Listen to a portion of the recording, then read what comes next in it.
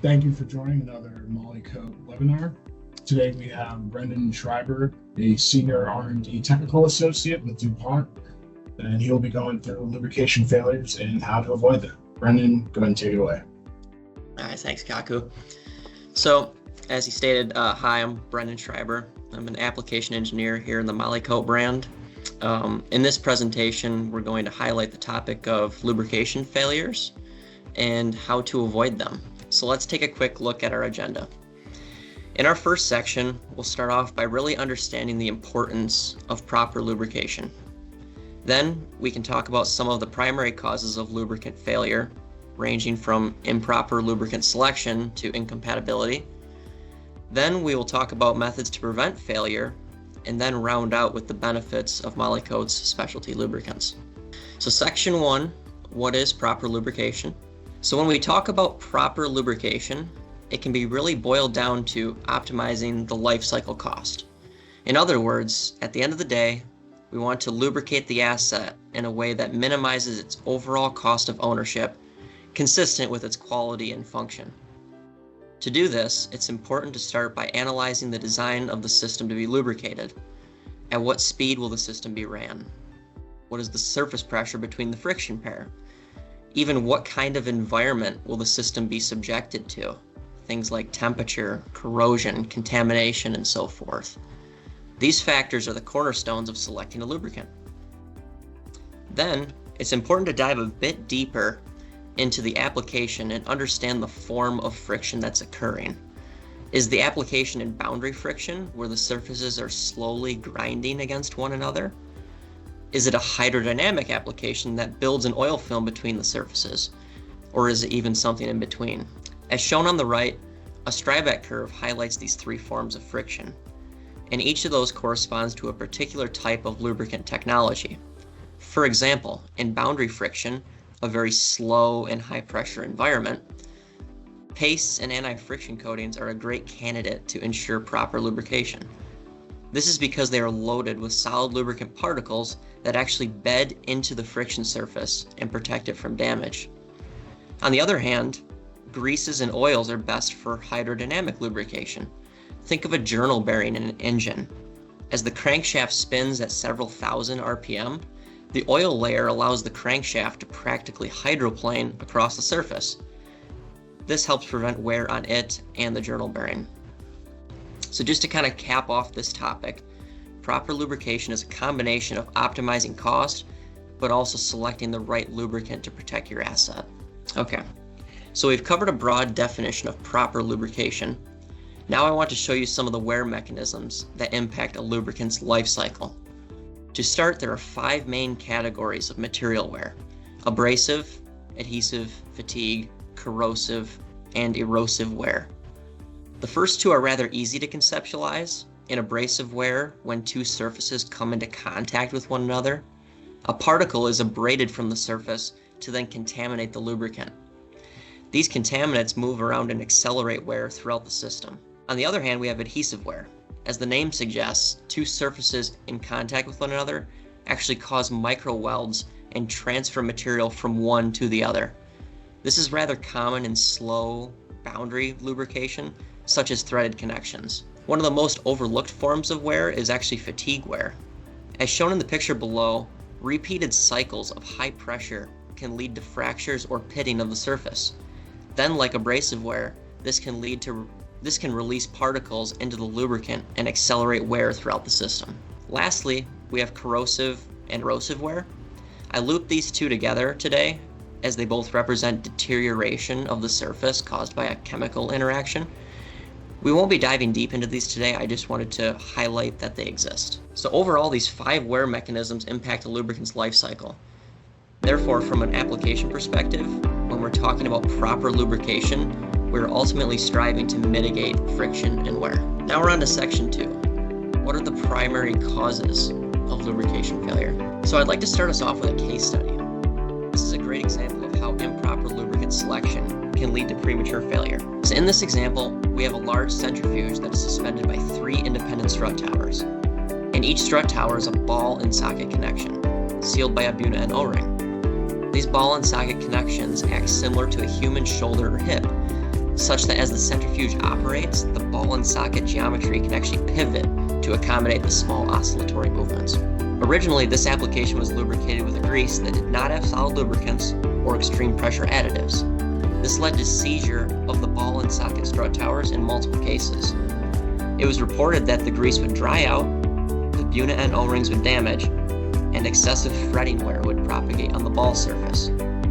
Mean time between failures ranged from 88 to 14 days depending on location. Initially, design changes were considered for the centrifuges, costing an exorbitant amount of money and time. These included increasing the ball and socket hardness, changing curvature radius, and adding an auto-lube system.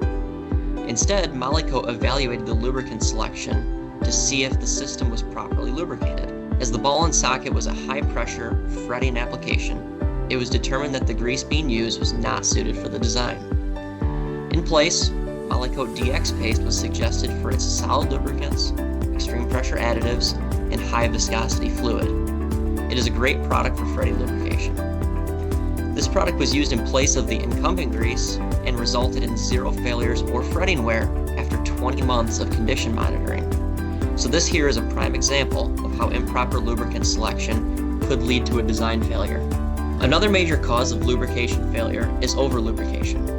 I'm sure most of us grew up or were told at some point that more grease is better. Pack the bearing until it's full kind of thing. Funny enough, this is not the best way to lubricate most designs. For example, in electric motors, roughly 50% of bearing failures are due to over-lubrication. Excess grease causes a multitude of problems. With excess grease, the ball bearings have to churn through the lubricant, leading to elevated temperatures and energy loss. As the temperature rises, it can break down the lubricant, causing failure or damage to the bearing seals. This inevitably leads to the grease leaving the intended location, contaminating other areas, and then causing a total system failure. Fortunately, lubrication can be evaluated specifically for many applications. Factors such as maintaining the correct volume of grease within the system, controlling service intervals based on condition monitoring, and proper lubrication practices can all be controlled to help mitigate these failures. A third form of lubrication failure, which is often overlooked, is compatibility. Now there are 2 types of compatibility that we need to discuss: lubricant on lubricant compatibility, and then lubricant on a material compatibility. So lubricant on lubricant compatibility pertains to the physical mixing of 2 lubricants and observing its influence on their performance.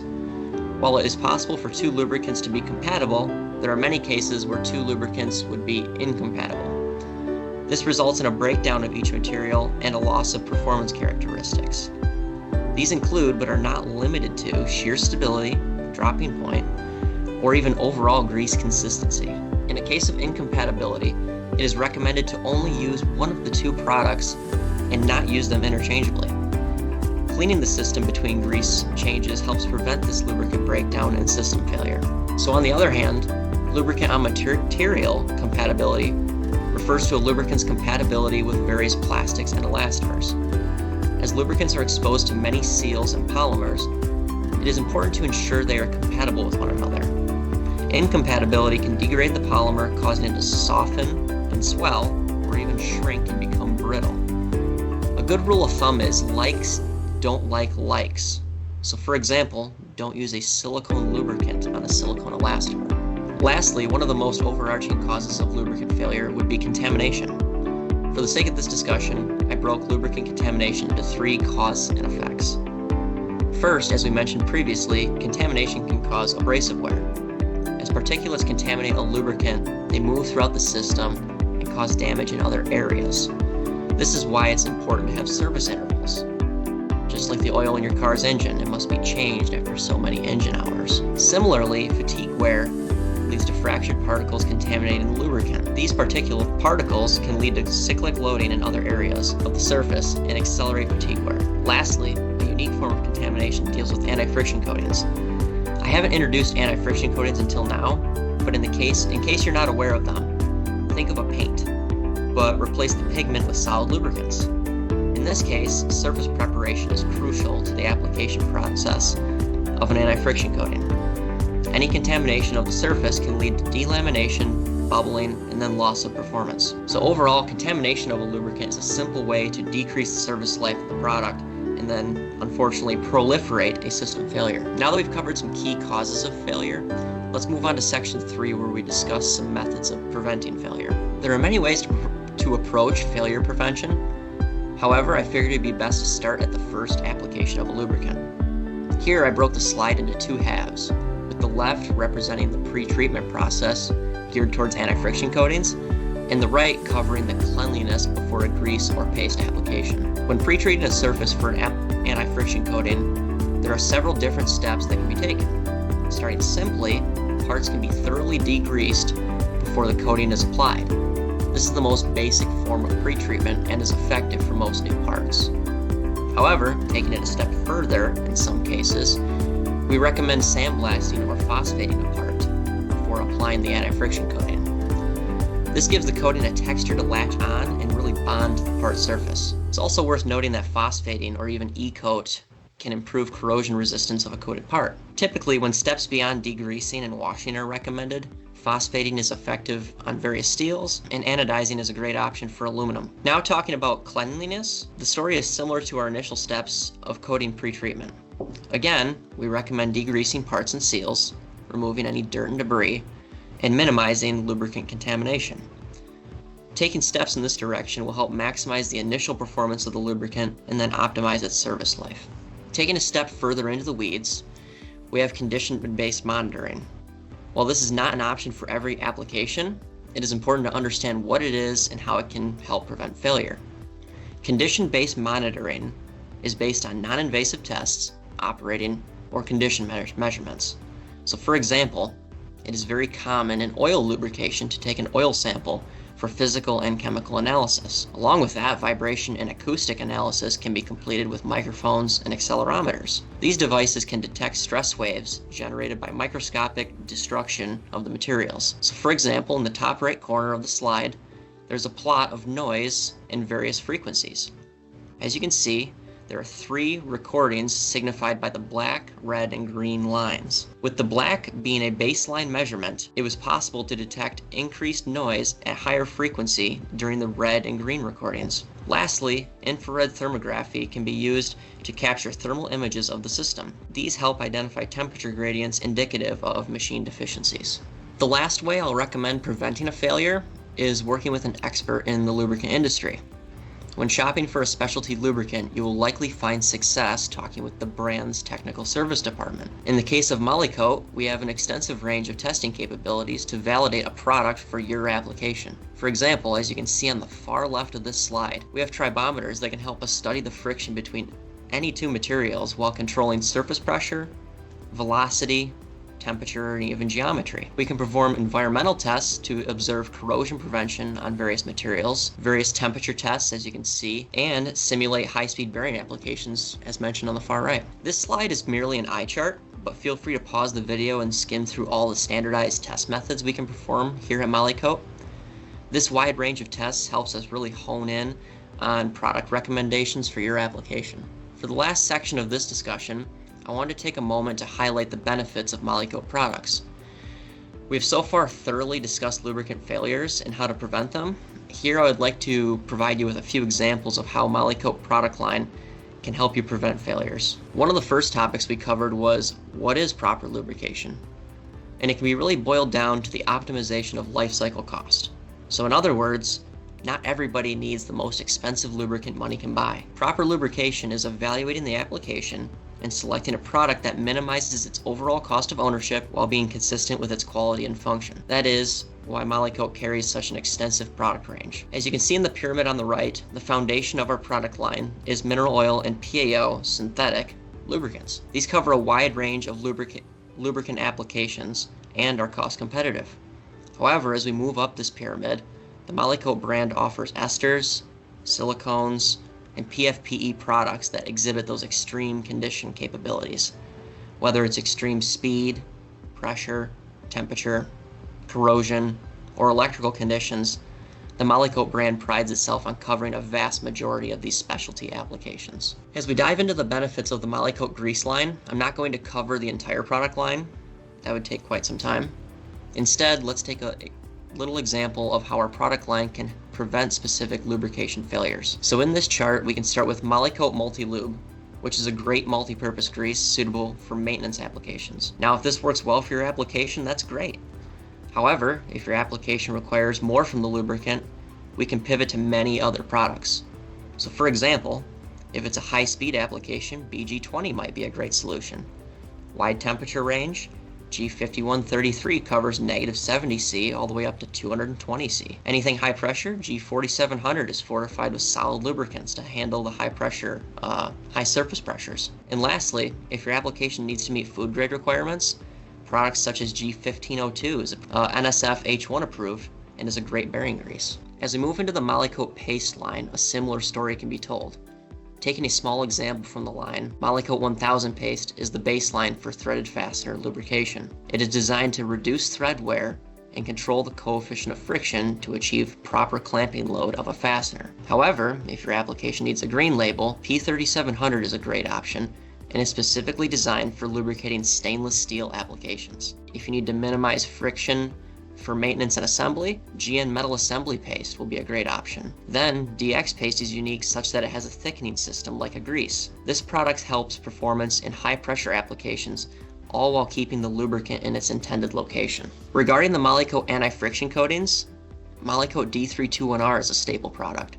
It is an air-cure dry film coating that is great for assembly and maintenance lubrication. However, if your application requires a step up in air-cure protection, MOLYKOTE 3402C provides excellent lubricity and corrosion protection within the air-cure line of products. If your application requires increased chemical resistance from your lubricant, MOLYKOTE 3400A is a great heat cure coating for long-term lubrication. Then lastly, if your application is subjected to harsh environments, both MOLYKOTE D708 and 3400A have great corrosion protection while still providing great lubrication.